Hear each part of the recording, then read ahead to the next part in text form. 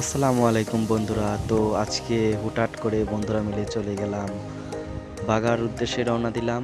তো যাওয়ার পথে সবাই একটু হাত মেরে ইশারা দিচ্ছিল, আমি ভিডিও করতেছিলাম। তো যেতে যেতেই ওদিকে রোহান আবার হাত বের করে কি যেন দেখাচ্ছিল, হাই মারতেছিল। অপরদিকে আলিফ দ্রুত গতিতে বাইক নিয়ে ছুটছিল। এদিকে দেখতে পাচ্ছেন শাওন, আশিক আর রোহান তারা কতটা আনন্দ উপভোগ করছে। আলিফ তো নায়ক বেশে, আর এদিকে মুস্তাকিনের দাঁতগুলো সব বের করে আছে। তো অনেকদিন পর বন্ধুরা একসাথে হলাম, তো ভালোই লাগছিল। তো বন্ধুরা আমরা যাচ্ছিলাম মূলত বাঘাতে।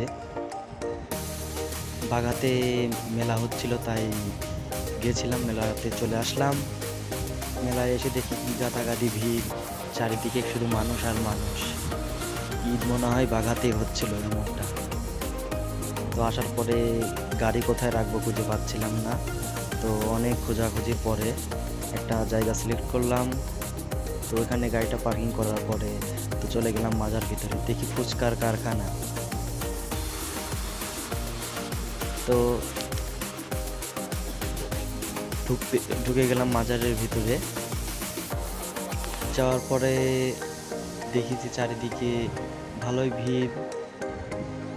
তো দেখতে পাচ্ছেন দুই পারে দুটা নাগরদোলনা দোল খাচ্ছে। নাগরদোলনার কাছে যেতেই দেখি নাগরদোলনা রানিং শুরু হয়ে গেছে। তো উপরের মানুষগুলো দেখি হাই হোল্লা করে চিল্লাচ্ছে। ওঠার আগে তারা কিছু বুঝেনি, ওঠার পরে মজাটা টের পাচ্ছে। তো এই জায়গায় দেখতে পাচ্ছেন আমার বন্ধুরা সব সিদ্ধান্ত নিচ্ছে কোন দিক দিয়ে আগে ঢুকবে।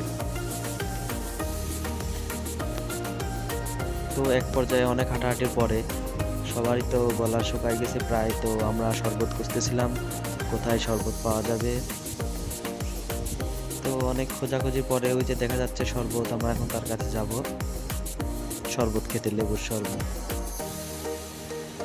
আমি তার ফাঁকেই যে বাগাতে যে দিঘি রয়েছে তার ভিউটা নিচ্ছিলাম। ভিউটা নেওয়ার পরে আবারও ঘুরে নাগরদোলনাটা দেখতেছিলাম, ভালোই লাগতেছিল। তো চলে গেলাম শরবত খেতে। শরবত অর্ডার দিল শাওন। তো শরবতগুলো দেখতে ভালোই লাগতেছিল, আমরা লেবুর শরবতটা